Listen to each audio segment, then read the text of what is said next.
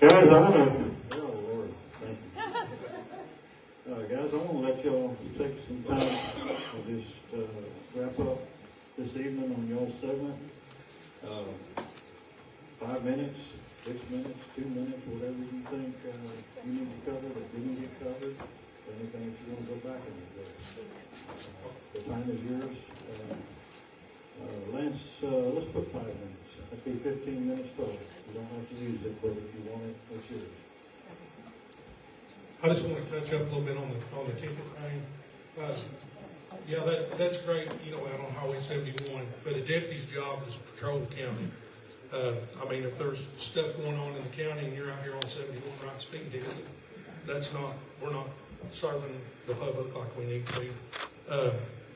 And I'm not bashing them. I mean, that's just my opinion. And I just appreciate everybody's vote in March. That's all I want to say. I'm gonna counter that a little bit. So, Highway 71 is the fourth most dangerous highway in the state of Arkansas. Fatalities, two leading causes: speeding and following too close. We're not talking about injuries, one thing. Fatalities, fourth most dangerous highway. Now on them traffic stops. Okay. What about drugs, DUIs? Okay. I can tell you right now, I've talked to a lot of federal guys and state guys. 71 is a drug highway. Okay. You're not going to get them all. And I'm not saying we're all on 71, but 71, Truman Stretch, we all know. A lot of people speak to Truman Stretch, but it's also in Scott County. It's part of the county, just like 28. I mean, they speed by my house on 28 all the time. We pull out on a gator to go down to another gate. I tell my people, hey, make sure you don't just turn left. It's the way it's going to pass you. But it passes the team. So it isn't just tickets, guys, but tickets generate any drug interdiction course. We're going to tell you how to get drug interdiction from high-volume traffic stops. High-volume traffic stops lead to revenue, lead to drug bust. But it also makes you proactive. Now you're making traffic stops, so you're also patrolling. I'm not going to talk bad about anybody or anything like that. That's just my opinion. These guys are not there. Does anybody have a question for me? Go ahead. In regards to managing the budget and morale and everything else, what would all three of you, everybody can get a chance to answer, not just me. We've been in need of 3 jailers and 2 dispatchers. I called dispatch for some needles in my ditch, and I got a busy tone twice in 10 minutes. So I gave up. I don't know how 911 operates because I don't need 911. I handle it. So what would you do to address the low morale and inability to attract and retain quality jailers and dispatchers? Well, one of the issues we got even on the deputy side is the youngest deputy is 40 years old. Okay, guys, that's not a good scenario. Okay? That means the youngest guy on patrol. I can't answer why morale is low. I don't know the answer to that. How I would fix morale is, like I said, I'm going to lead by example. I'm going to do my best to patrol, and I'll be not in the office like the officers that time of year. But I do believe that I can put in 8 or 9 hours in the office, and I can go work for 10 or 11. Okay? I'll do that. That's why I'm not married, because I've always just been a worker. Okay? I built my businesses by working. All I did 12, 14, 18, 19, 20-hour days. Okay? Now, I will get older, and I might not be able to do them, but I will work. That's the problem. To me, I'm not going to say the deputies will like everything. I think there needs to be a physical fitness standard. I think if you can't pass the basic Alita fitness test, why are you on the road? Okay?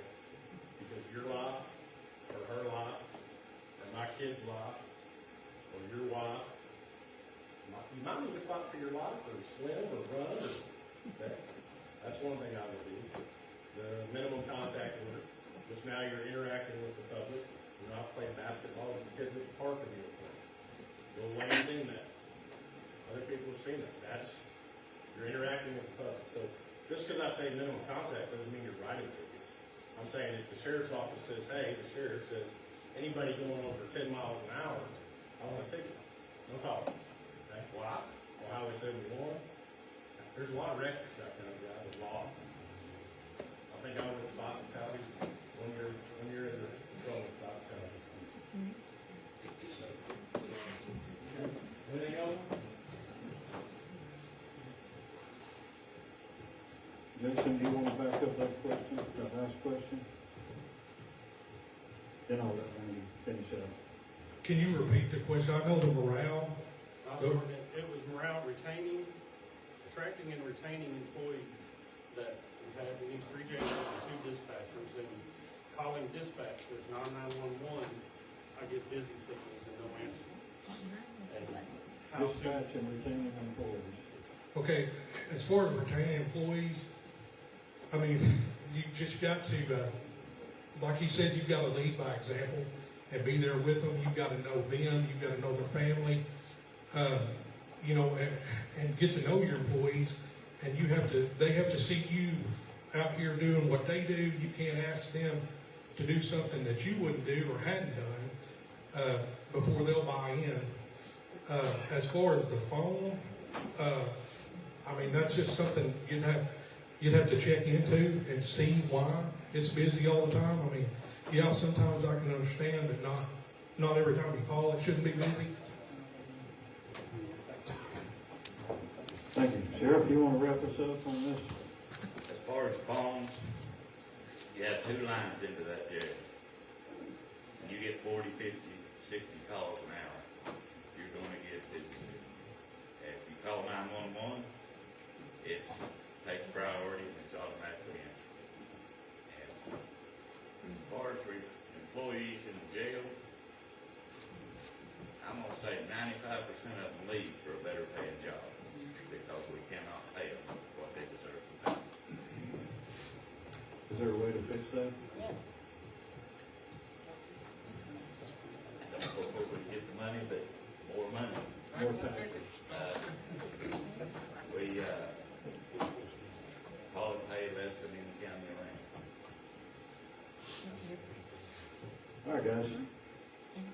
Scott County, that's here tonight. These are your sheriff candidates. And we appreciate it.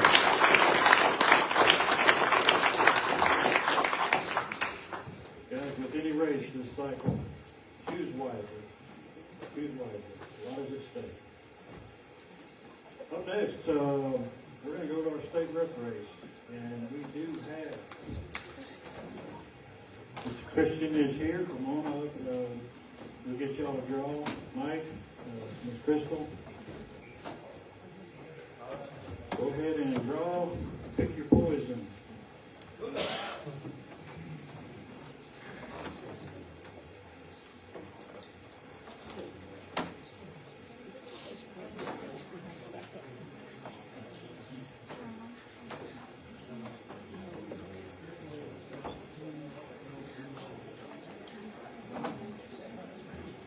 Okay, so it's going to be Crystal Malloy, correct? Next, Christian Johnson, second. Mike Jones, second.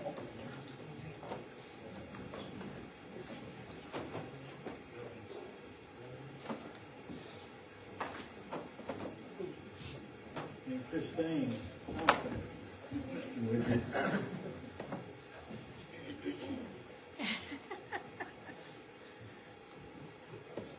All right, guys, are y'all ready?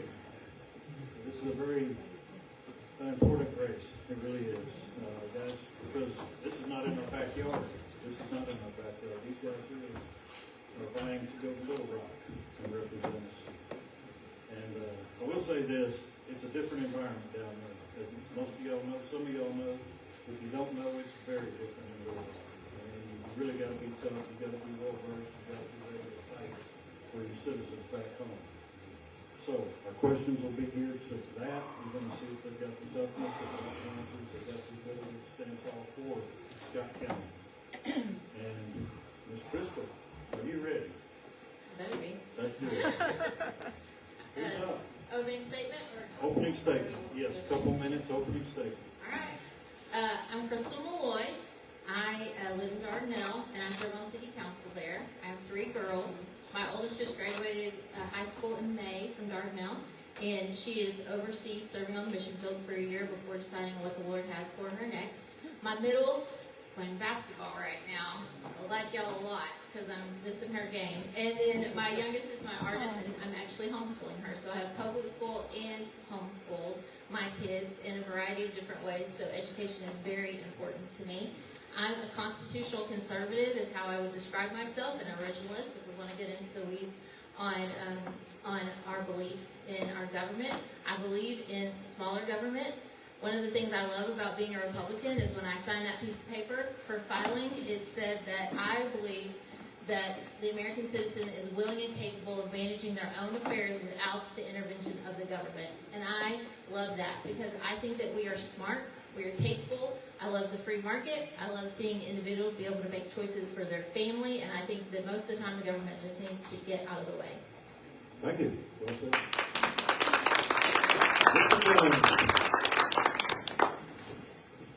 Well, I'd like to start off saying that I'm thankful that I've been asked to come here to talk to the citizens of Scott County. I appreciate the panelists coming out, asking us real questions, because I know we're all tired of giving our spiel. I'm going to do this, I'm going to do that, I'm not going to do this. We need to educate the voters, and this panel can really do that from the questions I've heard tonight. It's a lot of what we need for the voters to really hear about what we feel and believe and how we work and what we're going to do in Little Rock. With that being said, we have a lot of issues going on. Even though we've had some really good legislators with Mr. Rice and Mr. Richmond trying to take care of what's going on, but they don't all control everything that's going on. They have to learn to work with other people in the legislature, and sometimes that can be a real job. So I think as a qualified person to be able to go down there, that I can reach across the aisle and work with other people and bring things to Scott County, Yell County, District 52 that will really help the citizens of our district.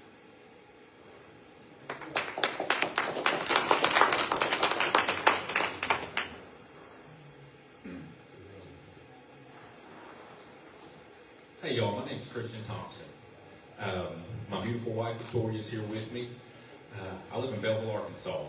I live out on a farm. I grew up on a farm. We're raising our kids on the farm because we care about the values that our kids are raised with. I have a 5-year-old and I have a 3-year-old. It's actually my baby girl's birthday today. But let me tell y'all this, don't feel sorry for me because this is important. And that's what I want y'all all to understand about me, is this is very important. Each and every single one of you being educated in the voting is important. You have to care about those things. And I want to see the goal that I have for this place is getting people to register to vote and have these rooms filled up.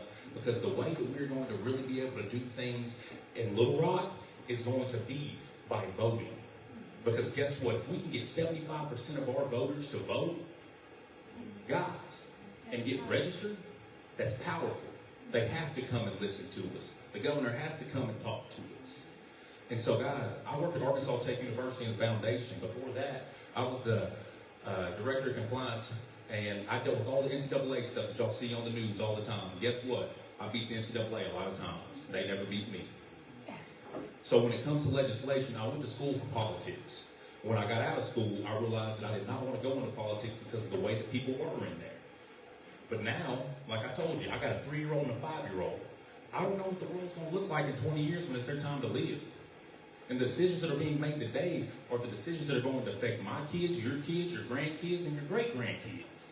And the thing is, guys, I don't mind going against the grain. I work at an institution. Every institution leans liberal. I was the staff senate president there for 2 years. I was somebody who I worked for 600 employees. They would come to me with their problems. I have no shortage of problems when it comes to 600 different people, okay?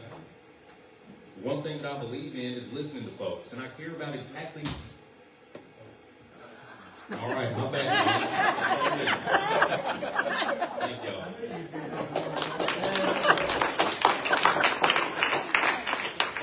I appreciate our timekeeper improvising there.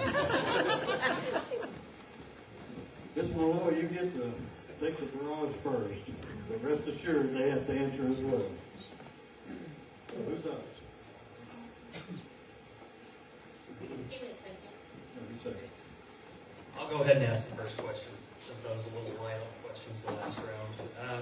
so on January 16th, AFP Arkansas launched our Pathway to Zero campaign, I saw that. which seeks a special legislative session to codify a responsible, gradual decrease in the income tax in the state of Arkansas down to eliminating it. Now, you guys will all be elected after this special session if everything goes as we plan. But if you were in the state legislature right now, would you support this? And if you are elected, would you support continuing it? Could you tell me, I saw the post, is it mapping it out over how many years? I don't know exactly how many years, but it's based essentially on economic triggers, based on the surplus, based on how we're doing financially in the state. I was at the Young County Republican meeting on Tuesday night, and Representative David Ray was there. He was speaking about a similar. Is he working with you on this? He actually used to be our state director. He's not anymore, but he's supportive of it.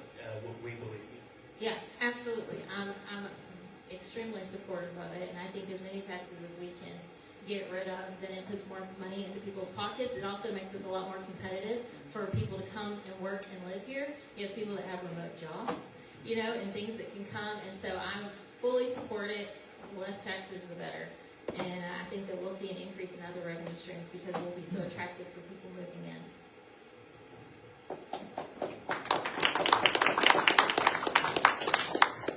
I have not seen that post, but I'm for anything that reduces taxes on the public.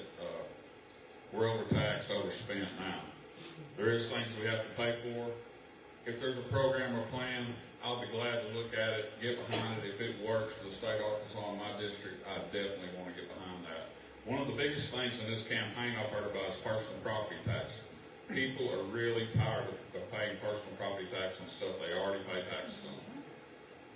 It's a big ask. There's a lot of money involved in that, but the legislators that I've talked to and I'm going to try and work with is going to do a reduction in personal property tax, hopefully for the 65 and over. That gives them a break. It gives them, they pay taxes all their life. At 65, we need to give them a break, and I think there's some avenues to do that, along with what you got going on, but what you've asked for. I would be supportive of it, yes.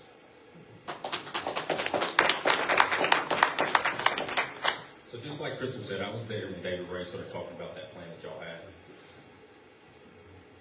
I want to do that.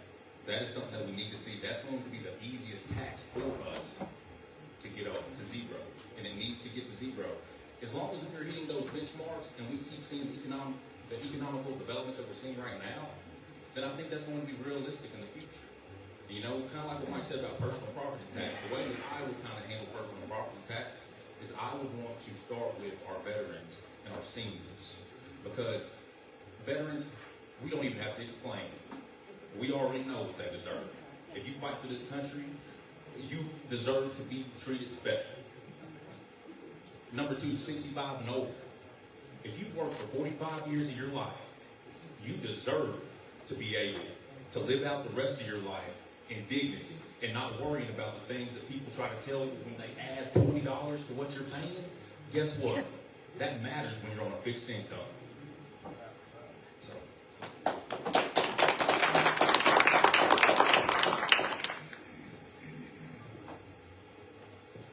Can you give me a brief synopsis of your understanding of Arkansas gun laws, and based on that, what would you change and what would you keep the same?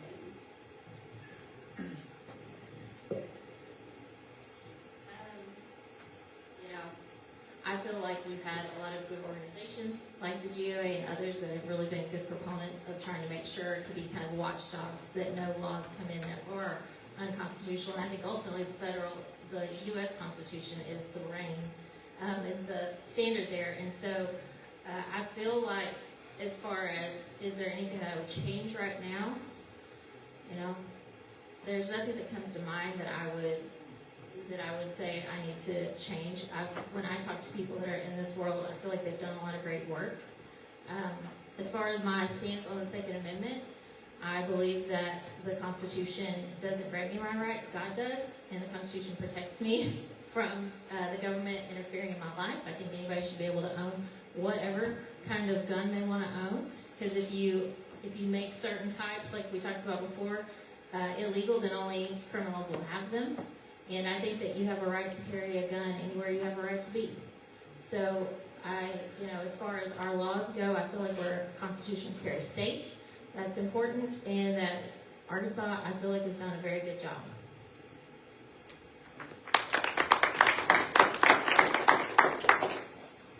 Could you repeat that question one more time? I didn't get all of it a while ago. Can you give me a brief synopsis of your understanding of the Arkansas gun laws, and what would you change and what would you keep the same? Well, as a lifetime member of the Gun Owners of Arkansas Association, our gun rights are God-given. The Second Amendment just protects what we have. So I think there's been a Senate bill or a constitutional bill that's coming out that we're going to vote on in the fall, if I'm not mistaken, that we also get to keep all the magazines, silencers, scopes, whatever you want to keep is protected under this new law that we're going to vote on. I can't recall the bill number, but we carry guns in Arkansas because we want to carry guns. We've been not limited in the past, as far as I know, about any of the gun laws. That's the way I see it. So there's not anything I would change as far as the gun laws go. If you want to own a gun, if you want to own a 10, you want to own a 20, you want to own a 50 cal, it's all up to you. You should be able to tote whatever you want to tote. Carry it open, carry it concealed, it doesn't matter. That's my opinion.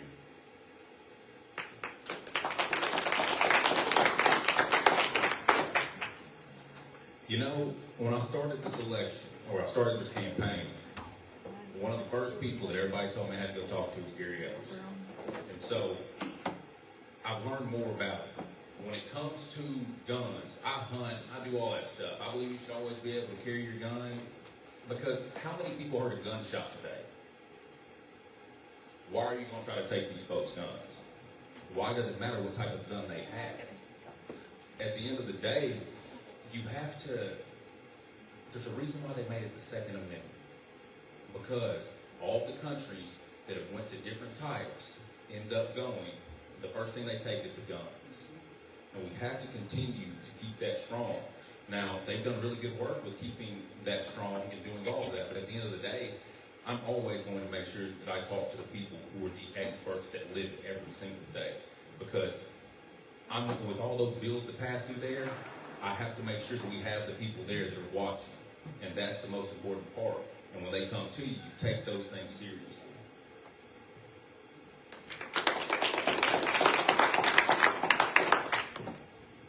Thank you, man. Speaking of bills, I just want to say, there are a lot of bills that come through every session, legislative session. And if you take the time to sit and read those, even cursory views, you're going to spend a lot of time reading bills. Not all of them are gun bills, but I promise you can take a lot of time reading bills. You should try it sometime. Try reading these bills. You've got it. This is the hard round. Y'all are supposed to be ready. Okay. Crystal, since you're first, I'll ask you. Everybody has their reason why they're running for state representative. So if you're elected, what would be your top 3 legislative initiatives that you would take to Little Rock on behalf of the district that you represent? I could tell you, can I give you 3 categories, my 3 probably most passionate things that obviously, one that I think is going to be really big, especially on a state level coming up, is privacy. And I get asked, to fill out candidate surveys and things, and I had a group reach out and they said, do you want to protect children online? And of course I want to protect children online, right? But what they're getting at is they want to pass a law that says that social media companies have to verify your age for you to be on social media. And what does that mean? Well, that means that they want you to turn in your ID to Meta or to TikTok, and they want you to, even possibly down the road have a digital ID that you turn into these social media companies to require to prove your age. And while that all sounds good, we are always faced with the question of, do we trade our liberty for our safety? And I say no. I don't want to be forced to have to turn in my ID so that I can have a Facebook account.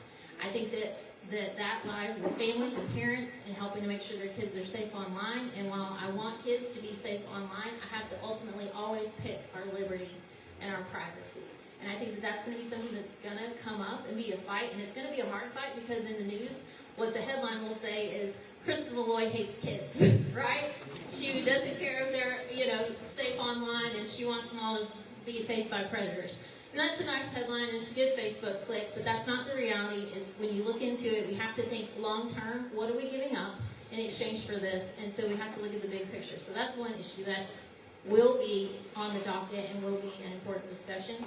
I'm very much for freedom of education, and that is still in discussions, and there's still some editing going on to the policies, and so I would love to be hands-on in that and addressing the issues that they're looking at right now to continue the program. And so very passionate about that. Is a broad statement, I know, but that's one thing. I love the income tax, reducing taxes. I'm a small business owner, and you know what really stinks is, as a small business owner, if I want to write myself a paycheck, like I'm so proud, I got to turn around, my account says, now write this much to the government. And it is terrible, right? You're like, I'm punishing myself by paying myself. And so anytime we can get rid of those income taxes and take taxes down, that's going to help our small business owners, that's going to help put money in communities. More money in people's pockets means that they can then turn around and help their senior center. They have more money in their pocket to help the food bank. They have more money in their pocket to be the community that they need to be. So I hope that answers specifically enough, but those are three of my top.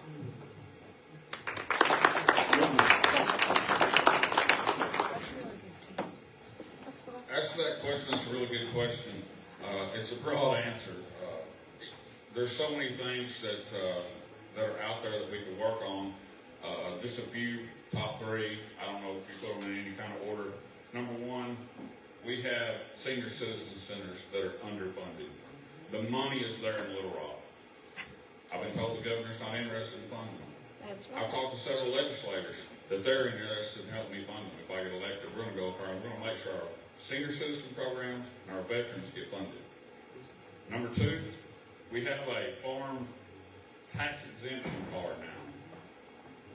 I know the legislator that ran this bill. She ran it for 5 years that I know of, trying to get the same reduction in taxes as Oklahoma and Texas. We're losing all kinds of money, time, and equipment that's going out of this, coming into the state from other states because they're not having to pay taxes on it, parks. So what she tells me, the wording with the bill is the DFA changes. It kills it out of committee every time they get it. It's controlled by Northwest Arkansas. They control the committee that funding comes to. And so we have to get together as a group of legislators and get this funding because agriculture is one of the number one things in this state that drives it. I dare say everyone in this room is touched by some kind of agriculture. Trucking, growing cattle, poultry, road crop, forestry, all touched by agriculture. So what I've been told is there's 100. Their thing is they're telling the legislators, well, that tax generates $100 million. And they say, well, we've got to come up with $100 million from somewhere else. Well, that's not true. When you go out and do the research, it's about $52 million. And then when you take lawn and garden out, which, I know everybody wants to be a farmer and have a big truck patch or garden, whatever. We can't use that as a tax purpose. So those taxes are going to continue. But as a full-time cattle operation, poultry operation, row crop, whatever it may be, we've got to get these guys tax exempt. That's only about $35 million, and surely we can come up somewhere with that $35 million. Number three, education is a big thing. My kids are in public school. Public school is important to me. FFA programs, any kind of agriculture, mechanical. We have a lot of kids that can't go or won't go to universities. We need hands-on people. How many times have you tried to get a plumber, electrician, or some kind of specialized person that can come do some kind of a mechanical work at your place that you can't do. It's really, really hard. We called for a plumber. He's like, the closest one was like 2 weeks. So we've got to use funds not only in these educational systems from the lottery, and I know now that they can take the lottery money and go to welding school or whatever, but we've got to continue to push that. We need employees, we need people that can work, can do mechanical type jobs, operators. So I think that's very important. One more I'm going to throw in there. Volunteer fire departments are way underfunded. The guys that do that are going down, down, down. We have less volunteers in Yale County, I know, than we've had in years because they're using their own money, buy their own equipment, to burn their own gas for fires. So we've got to come up with a stipend or some kind of something that we can do to support our volunteer firefighters because it lowers our insurance rates if we have a qualified fire department. There's tons of things. Save businesses. I can go on and on. That's just four I can think of.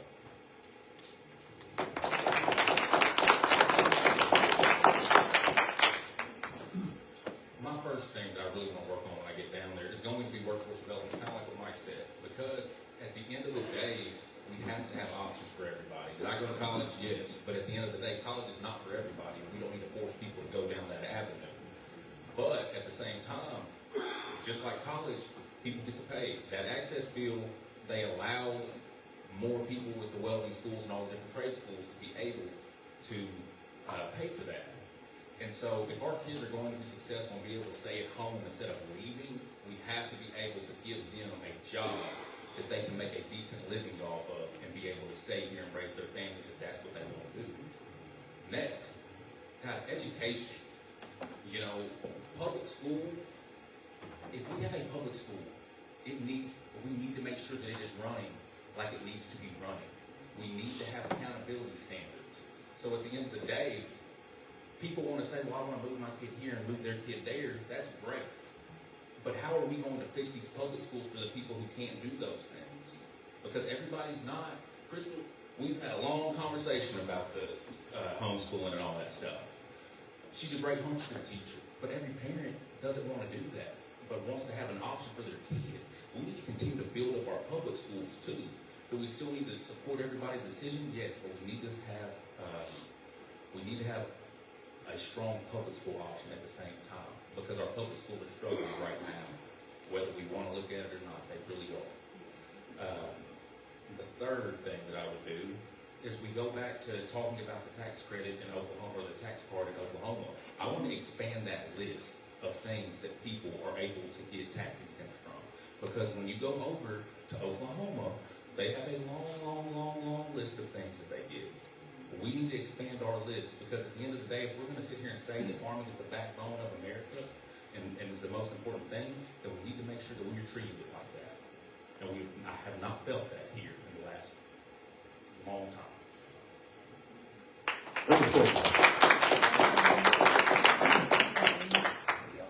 Do I get to go first every time, or we mixing it up? I get bonus points. Every time. First every time. Every time. We got to figure out how to generate some revenue around here. So, do you support expanding local economic development districts in Arkansas? And how would you ensure accountability, especially in rural areas and underserved populations? Who's deciding the economic development district? Who is deciding the local, it would be local.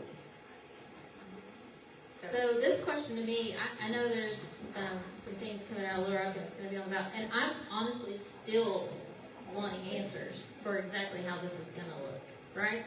I have more questions than I do answers when it comes to the economic development districts. Who decides what they are? What do these panels look like? There's a lot of questions, you know, and when I've talked to people, it's like, well, you kind of have to pass it to figure out the rules, and that makes me a little bit frustrated, because I like to figure stuff out ahead of time. I'm like, well, what are you asking me to agree to? In general, okay, the idea, if I were in charge, I'm like, why don't we make the whole state an economic development district? Why don't we make it radically attractive to people to bring business here? And I'm a small business owner. It bothers me to see government put their hand on the scale and pick winners and losers. I don't like that. If I see a restaurant that's been in a community for 30 years, and then an economic development district says, hey, if this new flashy restaurant come in, we'll abate your taxes for 10 years, or I don't know what they'll choose to do. What about the 30-year business that's down the street? So I understand the thought behind wanting to, have areas that need it, but when we're talking about rural communities, I have a lot of questions still. So I'm trying to answer you, but I'm like, I have a lot of questions. I think I know what you're referring to. Are you referring to that? Well, my form would be, I know that there are grant opportunities out there, for small towns.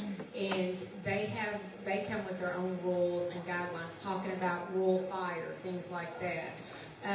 We're short on firefighters, we're short on equipment, stuff like that. So let's just say, for instance, using Western Arkansas and Planning and Development for grants to bring in some economic value, economic monies to rural fire and to things that are needed. So you're saying they would need to determine the economic development district for that grant? Yes. Kind of like a historic district? And I guess my question still goes back to, I like to know all the details before I say I'm for or against something, as much as I can. And so the idea of economic development districts, I guess I would need to see what we're talking about, the structure and where it is and how it plays out. If I would be, you're asking if I'm supportive of it, those would be my questions. Are we protecting the current local businesses that are there? Or are we, risking sacrificing those to bring in something new? That's to me always. And I'm a conservative, and most conservatives are free market capitalists. Do we need to intervene, or do we need to let the free market come in and do what it needs to do? Thank you.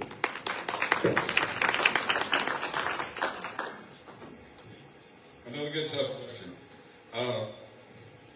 If it means taking our taxpayer dollars and funding big Fortune 500 companies, no, I'm 100% against it.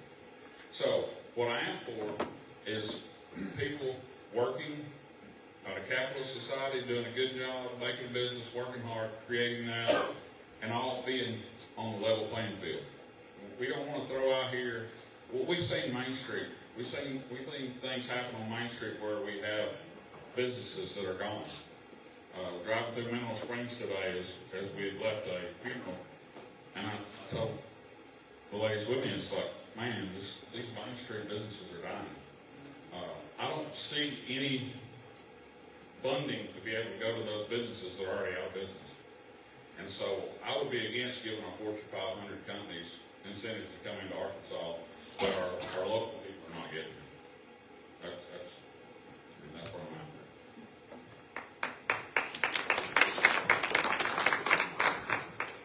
The economic approach that I would take is an Arkansas first, because you have to take care of the people that have been here, that have been the people who have made this community what it is. Because as soon as you start adding big businesses and things like that, the reason why I raised my kids in Belleville, Arkansas, with a population of 200 people is because guess what? There's a lot more stuff that you can control out there than bringing in big business. I don't want to be desperate. That's the thing. Desperation, guess what comes from desperation? A lot more problems. And so when we talk about economic development, it has to be everybody. And it can't just be over here on this main street or over here on that main street. All the main streets have to be all together. And that's all over this district. And all of that comes from is being able to sit down and develop the relationships with everybody. Becoming friends with all these folks. Because that's one thing that I do better than anybody is getting people on the same page. Because you have to be able to be on the same page. If everybody's talking, you're never going to get anything done. But you have to be able to go down there or come get everybody together and tell everyone that, hey guys, if we're going to move our district forward, then we have to be able to work together and help each other. Because everybody now, if you look at how everything is, everybody has circles. Everybody's worried about what they're worried about. But we have to do a holistic approach to this because it's an all hands-on-deck problem. But when you start getting desperate, is when more problems start falling. Once somebody moves in here, how hard is it to get them to move back out? We have to be very selective and not be desperate. Thank you. Come on, Brian. Okay, Arkansas had a budget surplus in 2024, I'm sure they had one this year, but I don't know what it was, I know what it was in 2024. The question is, do you know what it was, and would you be willing to push to use some of that to eliminate property taxes for No, I was trying to, I can't remember the number off the top of my head. I printed out the budget but I don't remember the surplus amount. I have a number in my head, I don't want to say it because it's probably going to be way off. But let's talk about, what you said about property tax. Ultimately, yes, I would, but I think the plan right now that I hear the most from Little Rock is to go for the income tax first. And I think that the plan is laid there and things are moving in that direction. So I think to stand here and say, get rid of property tax, I'm like, well, let's do income tax first. There's a plan for that, and they're working towards that. And then let's look at property tax. I think that I agree. I feel like property tax is probably the worst thing that ever came into being. The fact that I don't actually own something, and I have to pay taxes on it every year just to keep owning it is insane. And I don't know why we let our government do that to us. But I think you have to be common sense and realistic with the plan, and so I would start with that, with the income tax, and then see. I like the idea, like other people have said, I didn't come up with this. I like the idea of starting with 65 and older, for sure. With property tax, that would be the thing I would want to look at first. The other thing that I would love to see is talking about rural firefighters and getting them. I think if you volunteer as a rural firefighter, I think it was really nice to eliminate your property taxes because you're serving. Now, you probably have to be careful how many you'll allow. Everybody might sign up then. We might have too many. But I think that would be the next step to help with property taxes, to be, reducing those. But yeah, if we have a surplus, we're taking too much money. We need to figure out a way to give it back to the people. Thank you, ma'am. The question was, how much was the budget surplus? Off the top of my head, the figures that come in my head, like $600, $800 million. And we, everybody wants to reduce taxes, want to reduce income taxes, but I think that's a long haul. I'm not saying it can't be done, but I think it's a long haul. The personal property tax at 65 is the quickest, fastest thing we can do. And the reason I'm telling you all this is because the legislators that I've been involved with are telling me that the Lawrence Act has eaten up a bunch of the surplus money, and we're circling the wagons trying to figure out how to finish paying for that. No kidding. So we have that issue, and then we have the issue of our prisons. We need more prisons. I am a proponent of prisons, but I think the prison needs to be where the people want it and not shut down somebody's throat in the middle of the night. So we want to see the counties. I know there's counties that want it. I've been told there's a plan. Some of the legislators, I don't want to speak for who, told me some of the plans that they submitted to the governor was finish Calico Rock, do the expansion there, build a prison here in this area locally somewhere, and build one up around Bearville somewhere. Split it all up. And it doesn't have to cost $800 million to $1 billion. Because the legislators I talked to said they're not voting for it because there's no money to build it. So as far as reducing the income tax, state income tax, yes, I'm a proponent of that, but it's got to be done in a way where we can keep everything going, keep all our health care, our road departments, all the police departments, all that finance. So it's a long haul, but I think it can be done. Thank you, sir.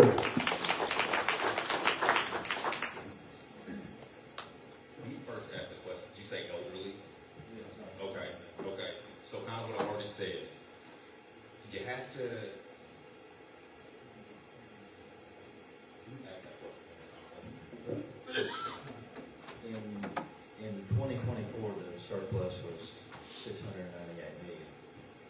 My question was, would you be willing to use that, some of that, to eliminate property taxes for 65 and older? Okay. Kind of like what the other fellow said, the income tax is where we really want to start. Now, at the same time, If we ever have budget surplus, we need to make sure that it goes back to the people. And that's pretty much what I have for that. Because if you really think about property tax, can you tell me a state, can anybody here tell me a state that doesn't have property tax? There are some. There, They are.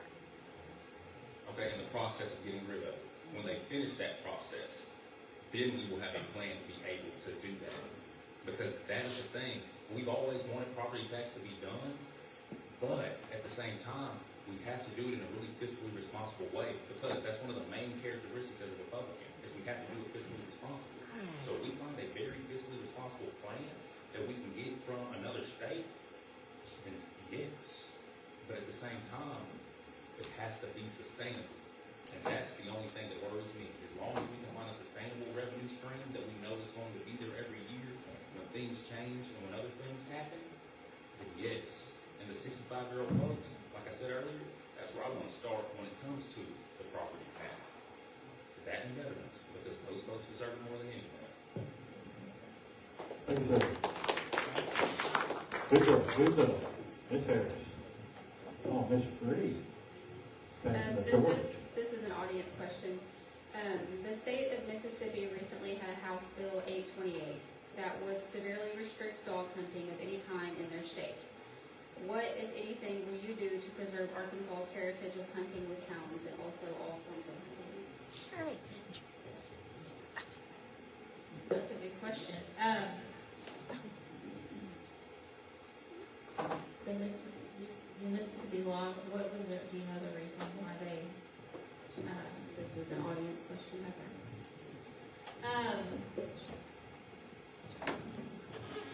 I personally don't have any problem with all different forms of hunting, like with dogs. I don't have anything. I know people that train them and hunt with dogs, and I think it's a great sport and it's a time-honored tradition.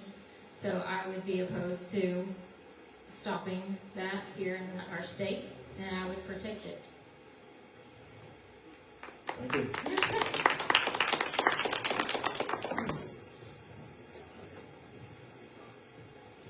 As a member of the Arkansas Houndsman Association, I would definitely be against anything restricting on dog hunting.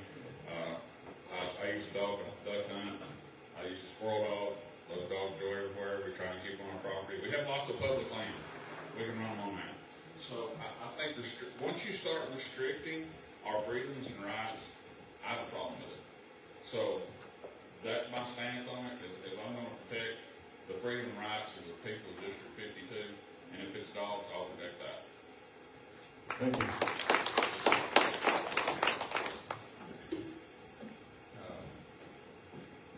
So in Scott County, y'all have a lot of dog hunters, I figured out. But I'm going to tell y'all this, I love coon hunting. Me, my head football coach when I was in Dardanelle, he was the first one that ever took me coon hunting, and I fell in love with it instantly.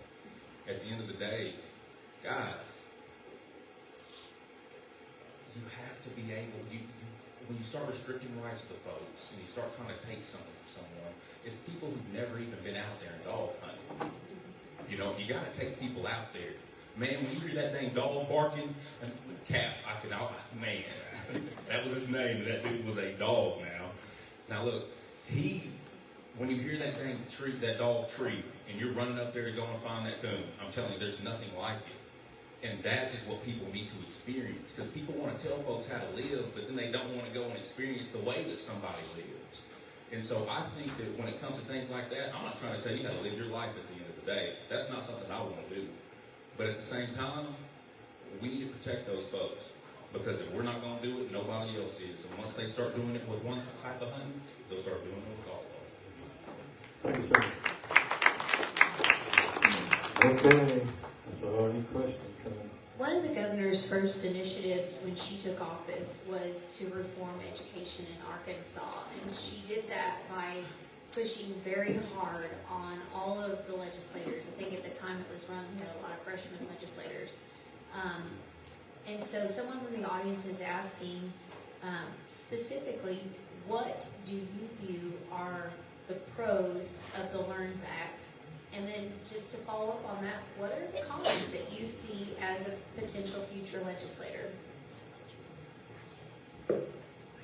So, I am very supportive of the Learns Act. There's a lot of great things that happen in public school. It was a record historic investment into public school. $250 million was put into public school, additional. And they have increased funding at record rates ever since.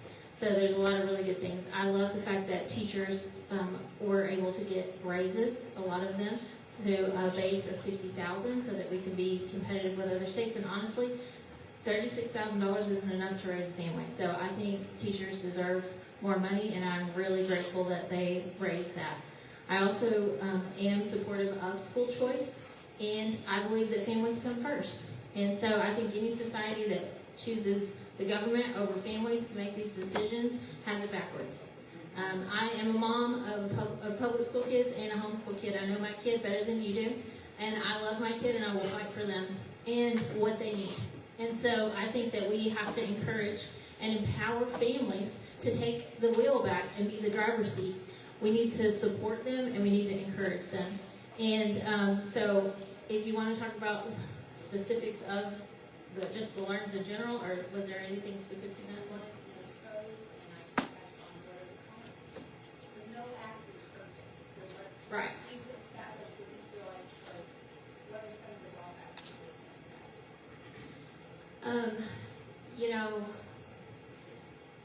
So one thing they found out was when they tried to really support reading specialists, that there weren't enough, and that they were ended up like people were being poached from one to the other. And so trying to recognize and say, okay, they had this good idea to really help support with reading interventionists, but it may have hurt some districts because their best reading teachers were being brought here or there or taken other places. And so I think there is some that they're kind of seeing and trying to work those out, and then to provide more of like the reading specialists and things like that. That is one issue that I know that they've had to work on and that they're actively working on. So that would be something that until they got into it, they didn't realize, oh, we don't have enough of those to be able to, push forward. But, I'll just, tell you straight, I have these conversations a lot with people on EFAs. EFA, that is a separate fund. Public schools are still being fully funded and more than they ever have. And so no school is losing money because of an EFA. The EFA is a separate program, and schools are being funded.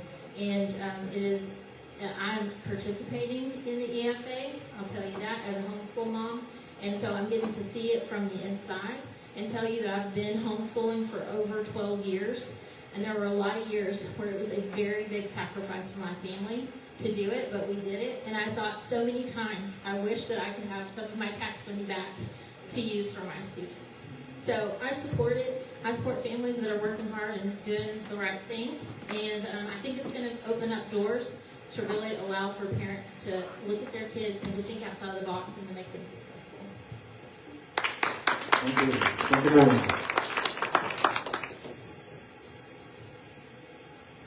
With the governor and the Learns Act, it wasn't too controversial at first, but it's kind of controversial now. I get both sides of it. School administrators and the homeschool parents. My kids go to public school. My daughter says, I'd like to be homeschooled. And I don't have the time or the ability as far as I'm concerned. I think our schools do a good job. We fund those. We've had schools like what we've had forever, 40, 50 years. The Learns Act is a step in the right direction to fix some of the things. Teacher pay, that's a positive. What we do see now, and Waldron School, I understand, is a little bit of a shortfall because some of the things that are going on. To fix that problem, I know they're pushing more funding out.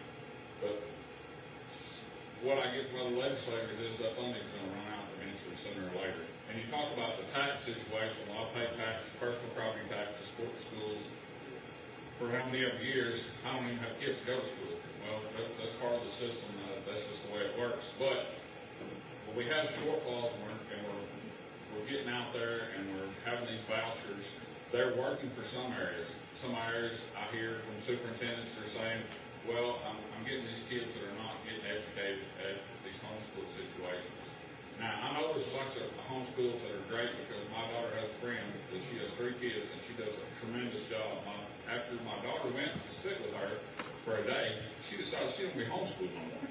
So there is parents doing a tremendous job with that, but there is some shortcomings in the Learns Act, and there's some things that probably have to be fixed. Legislator Marcus Richmond, he's like, we have to work to get funding to go ahead and keep the Learns Act going. That's one of the things that we talked about with him.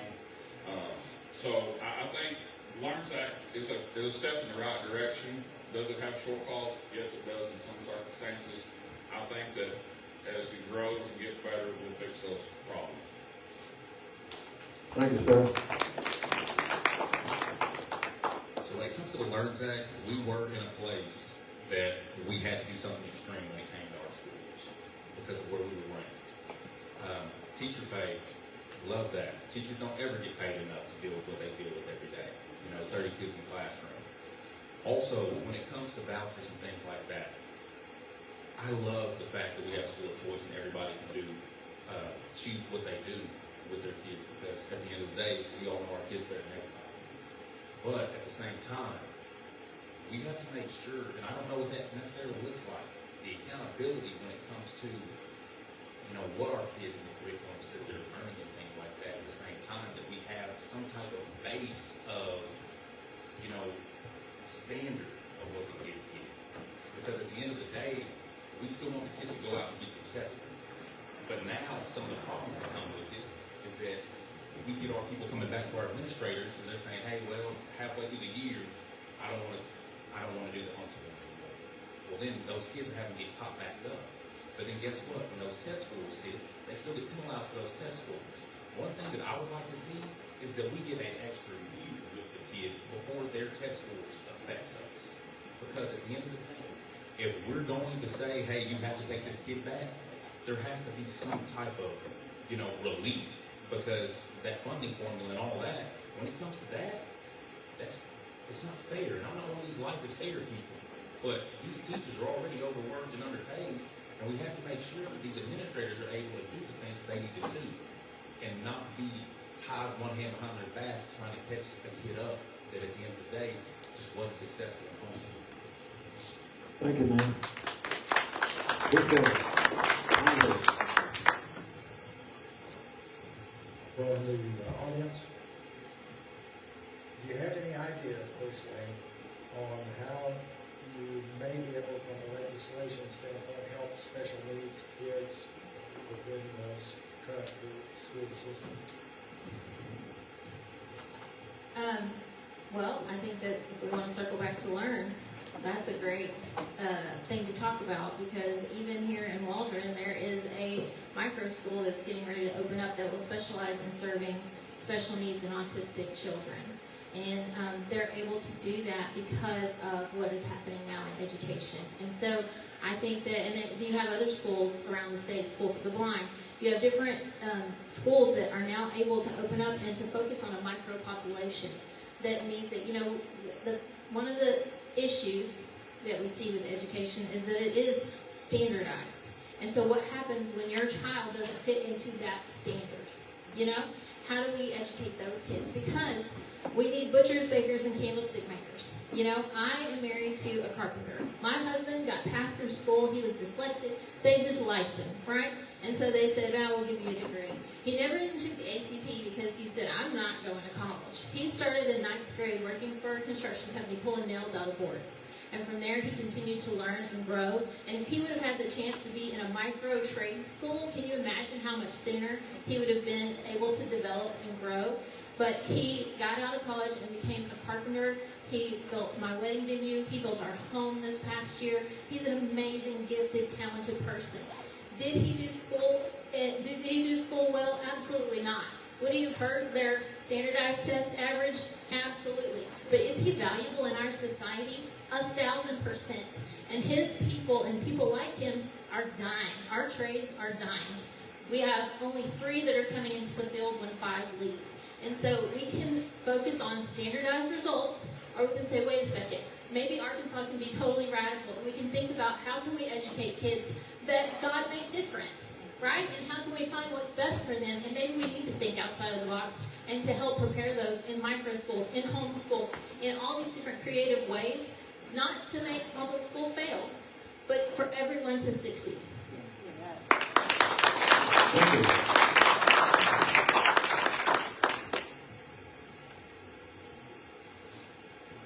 As a parent, my fiance has a young man, her son, that has autism basically, and he went to a special needs school, and he is a productive member of the society. He's a cow. He wants to be a cow guy so bad he can't stand it. He's wearing me out with cow stats and birth weights and so forth and so on. So as a child in public school, he kind of got looked over until she put him in another school. So I'm going to say I have to agree with Malloy on the Learns Act, because there are putting schools out there that do cater to some of these learning disabled children. Now, I know Joe Stanton at Mansfield has brought on 2 people and his staff to try and work real hard to work those kids into the system, and he seems to think it's working for him. So I think it can go either way. I think our schools are being more competitive with everything that's going on with the Learns Act. I think it pushes them to be better. I think the superintendents are finding ways to keep those kids enrolled in their schools and serve them. So that's one of the things I think that the Learns Act does. It does push these superintendents to figure out the programs that work for their schools and help the kids in their schools. Thank you. You know, I volunteered for Special Olympics in high school. And one thing I can tell you is that you just have to find the kids' special ability that they have. Every single one of them has one.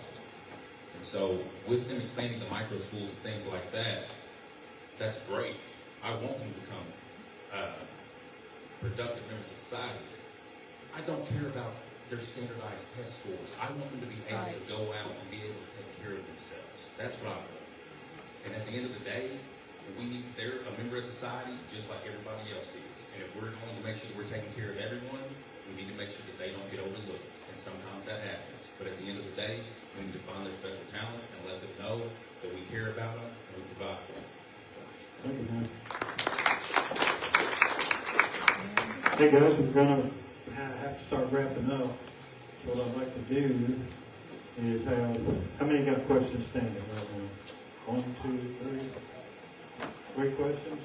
Tell you what. Concise them as best you can. Answer them as quickly as you can, and we'll see if we can get a handful of questions in a short period of time. How's that? And then we'll let y'all wrap up. Okay, each of you have unique gifts and abilities. So if elected to office, what committee do you want to serve on and why? You can guess. Education.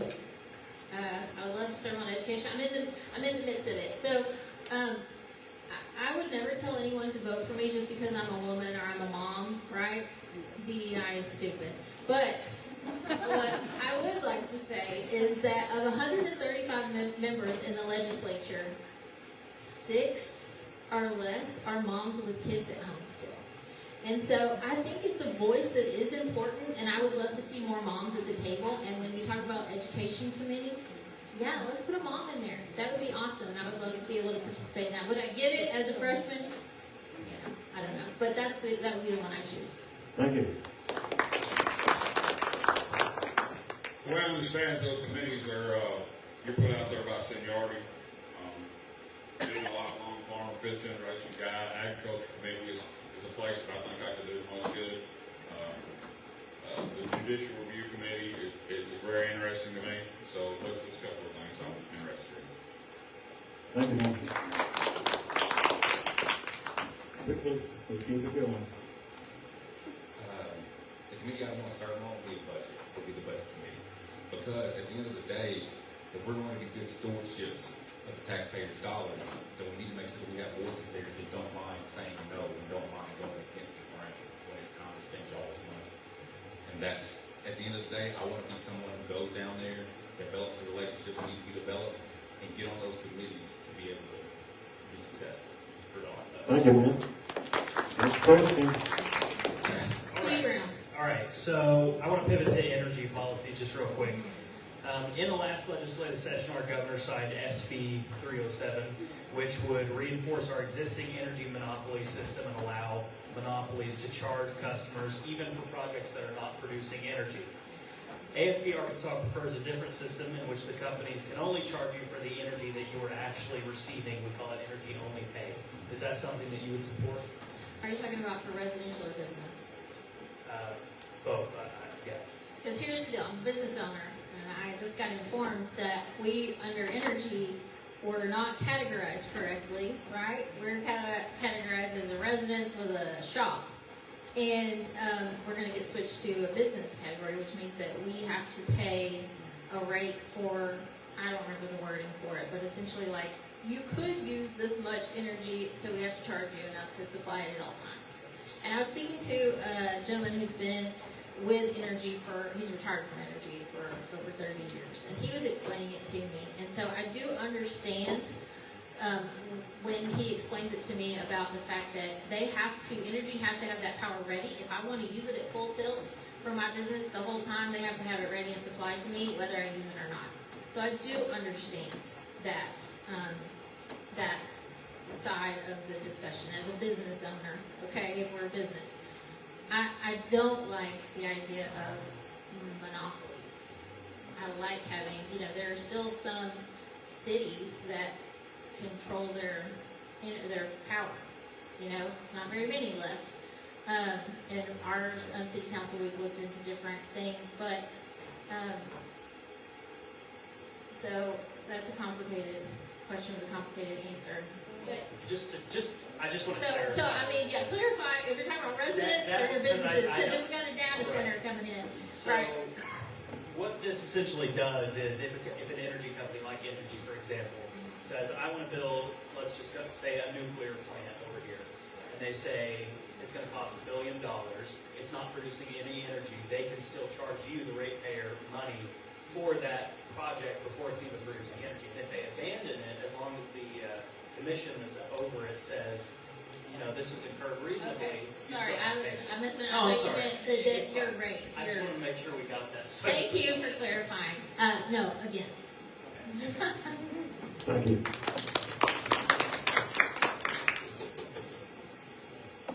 As far as monopolies, I'm 100% against it because I'm a victim of monopoly as a cow farmer. We have 4 big packers, they control the price. I don't like it. It's about killed my business. I'm against monopolies 100%.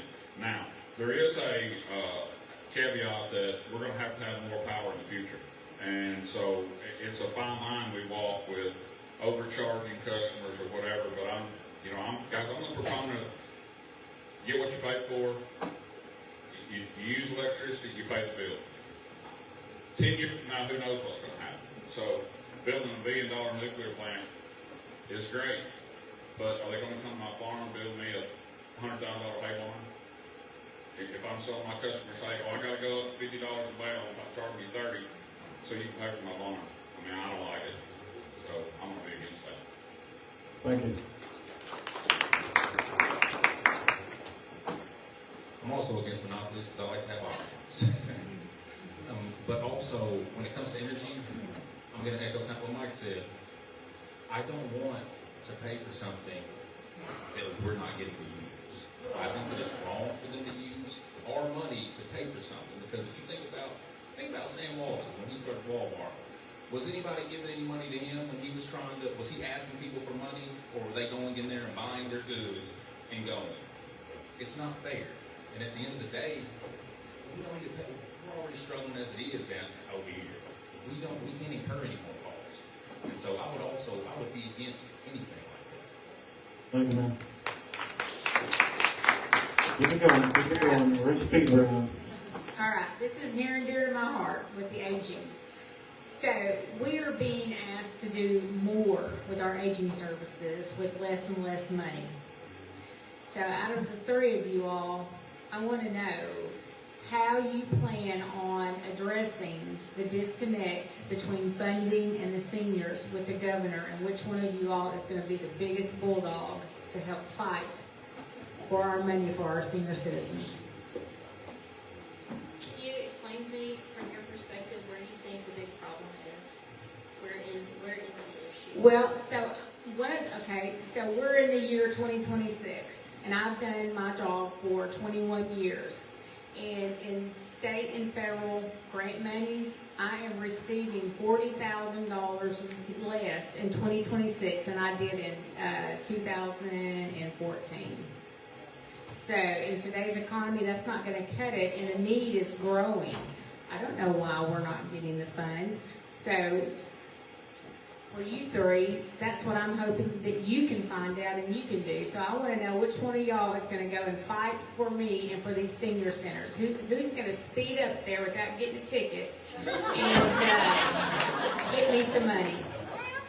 Well, I told somebody the other day, I said, I'm the best squeaky wheel you'll ever meet. I mean, ask anybody that's ever had to do a project with me, or ask my husband. I can be the best but kindest squeaky wheel you've ever met in your life. And I'm a researcher.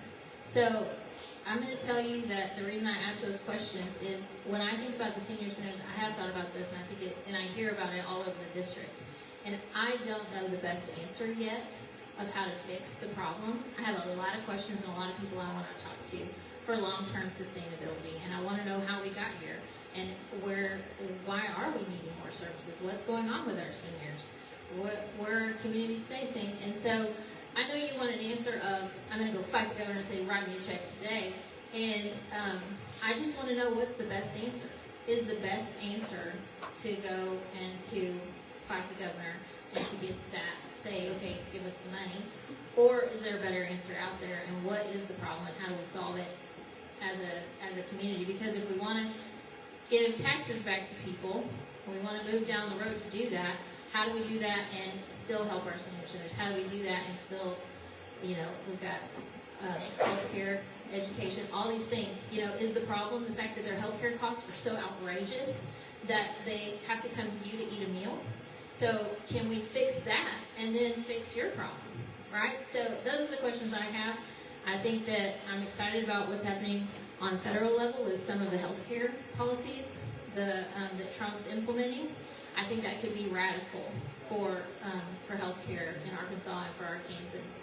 And I think if we get those costs under control, maybe it will help our seniors here. So that's my honest answer to you is I want to look at the whole thing and say, what's the big rub, and let's fix it that way. Thank you. Well, I think it's a simply simple question because the funding's there. The funding's in Little Rock. We have an excess. What I've been told by the legislators, the governor has no intention of funding it, no interest in it. I won't say no intention, but I'll say no interest. So, with the friendships and I built with other legislators, I think as a group that we can go in there with other people from our part of Arkansas, South Arkansas, West Arkansas, and sit down and say, okay, we have relationships to put this together. We're going to fund our senior citizens. And by God, whatever it takes us, we've got to do it. That's the only thing I know today. And when I start something, I do it all with the seam to crack. So I'm sure people will tell you, when I start it, it gets done, or we have a heck of a wreck. So I think to go up there and say, this is what we're going to do as a group of people, as friends, as relationships built with other legislators, I think there's no problem getting it done because we know the money's there. Thank you, man. Somebody who has an 82-year-old grandma that I watched after my papa died, watched what that meant to her as she went to bed with her friend Barbara. And here's the deal about me, guys. I solve problems every day, okay? It's what I do. That's my special ability.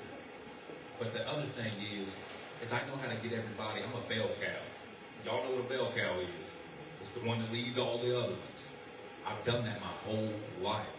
I ask people for money for a living. What's the most important thing to everybody? Money.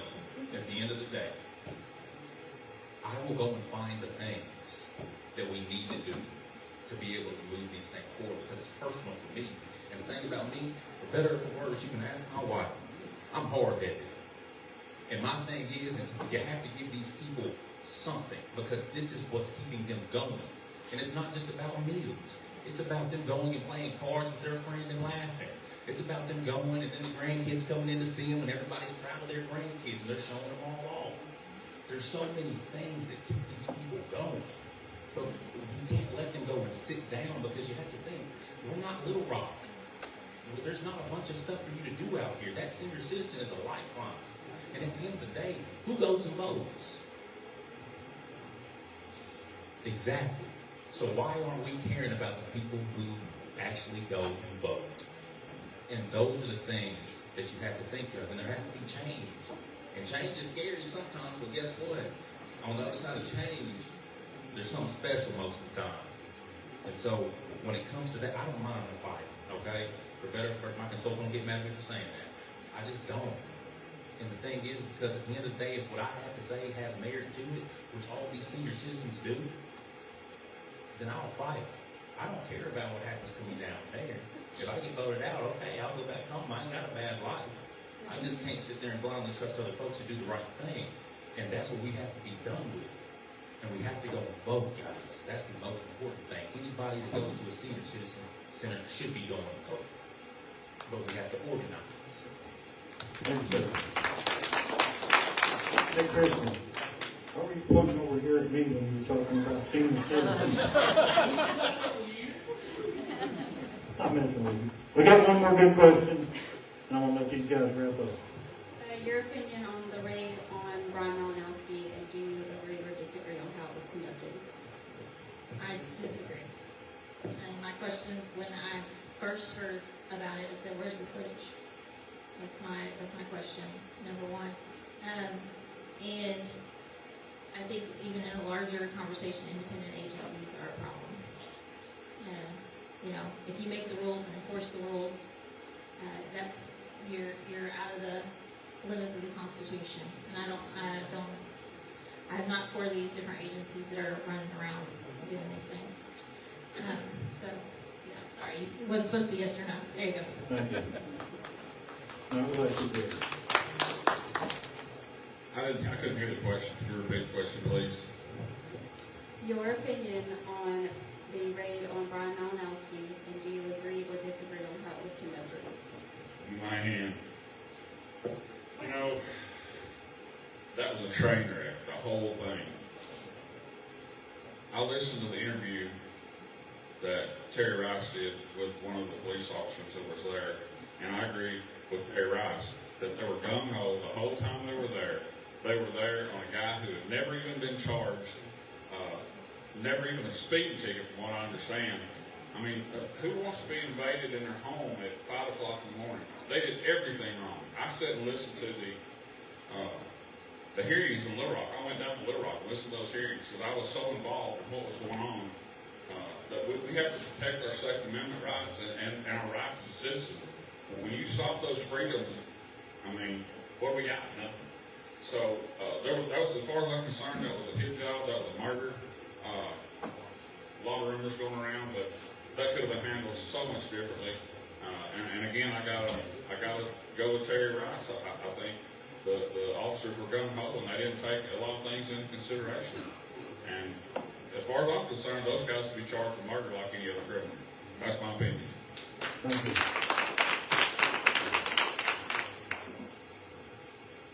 Also disagree with how it was handled, because at the end of the day, that could have been any one of us that has a gun in our house. And at the end of the day, our law enforcement, they're supposed to protect the citizens. He wasn't proven guilty. They knew that he had a gun in there. At the end of the day, what are you going to do when somebody busts in your house? You're going to try to protect yourself no matter what. He was trying to protect himself. At the end of the day, there was a way better way for them to be able to handle that situation. Kind of like the sheriff said. Pick them up on the way to work. There's a way, you can diffuse situations. It doesn't have to be in like that. Thank you, man. All right, guys, I'm going to let y'all take a few minutes to wrap up. Tell us what you didn't get to tell us. Tell us something you forgot or whatever. But take some time, tell us your best closing statement. Well, thank you to the panel for all the questions, and thank you all for hanging around and staying and wanting to be informed voters. I'd be careful because I started out by being an informed voter, and then I went to city council, and now I'm running for state representative, so you could be right here. I just feel like this is kind of a natural progression in my life. People say, why are you doing this? And I say, it's how God geared me. I see problems and I want to fix them, but I want to find the best answer and the best solution.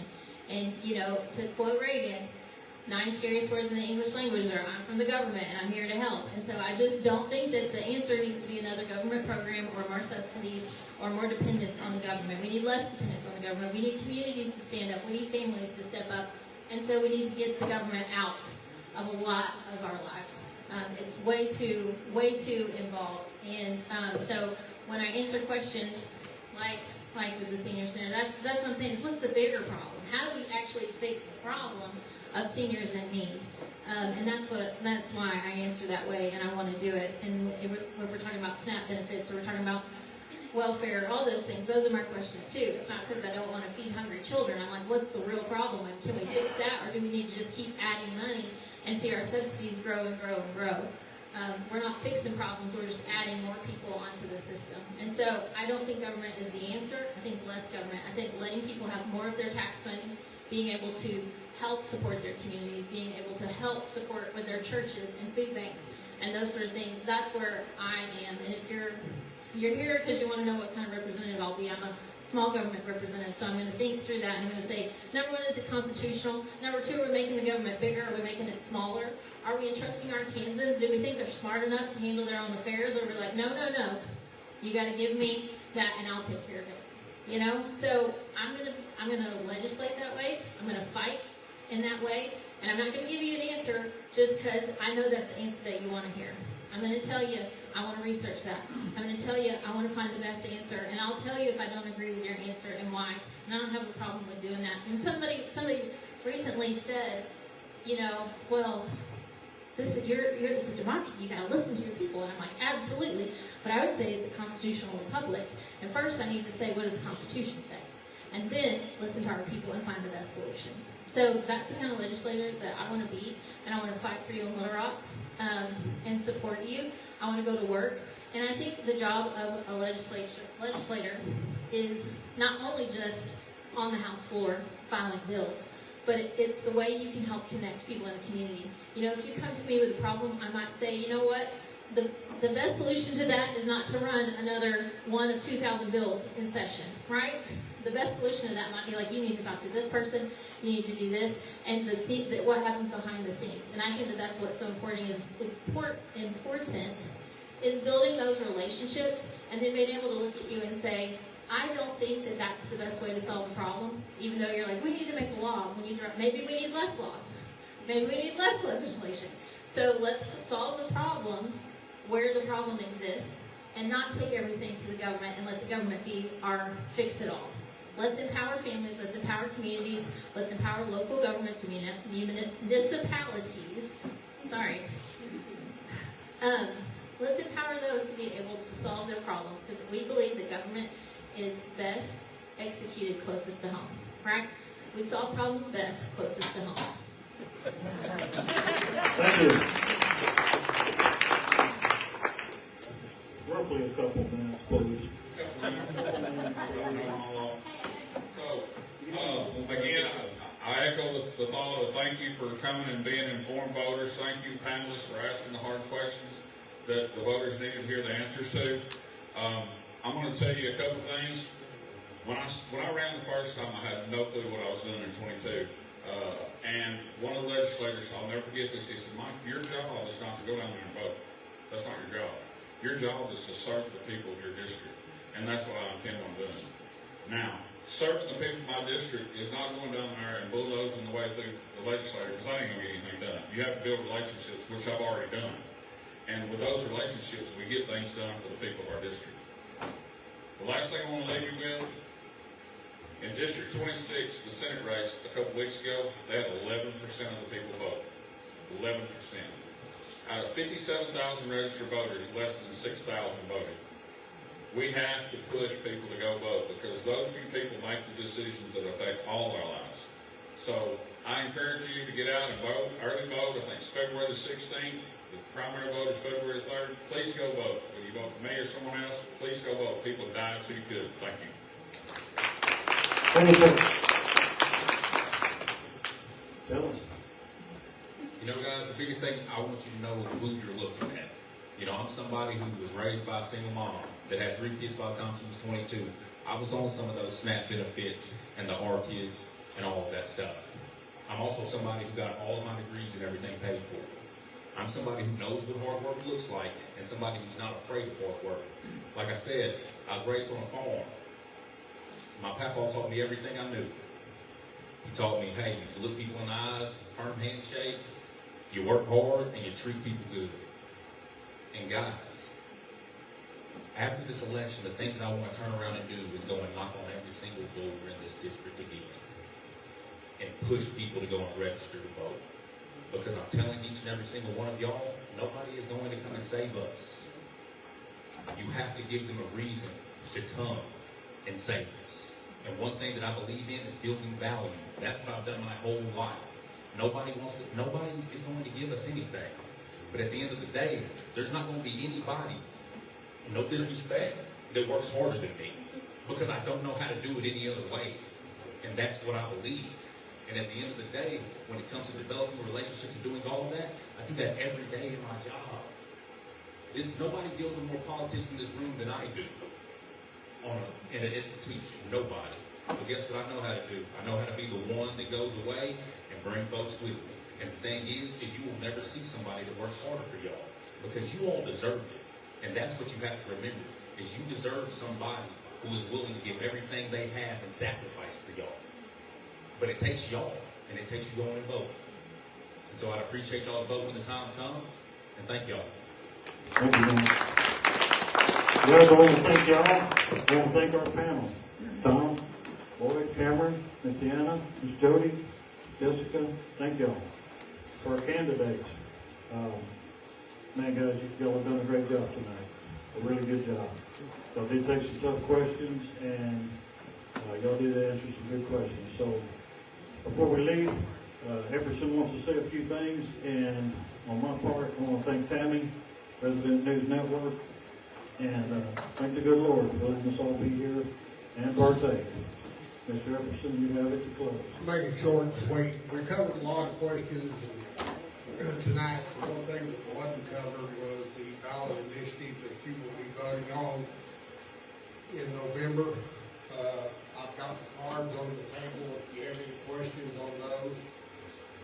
The one that is on there on the right, Keep Their Arms, that we put on the ballot, and through our lobbying efforts, we didn't have to generate it. There's a citizen initiative that comes from the legislature, which says a lot. But the reason we did, for 238 years, our rights have been infringed. So we narrowed it down to SJR 11, where it covers accessories, and we even inserted the right to fish and the hunt, again, in that legislation to narrow it down where these activist judges does not have any leeway in interpreting the Second Amendment. So you can go to Ballotpedia, Arkansas, you can look all those initiatives up, and they will tell you the pros and cons of what it does. So, the cards are on the table. Feel free to take them, call me at any time if you have any questions on them. Thank you.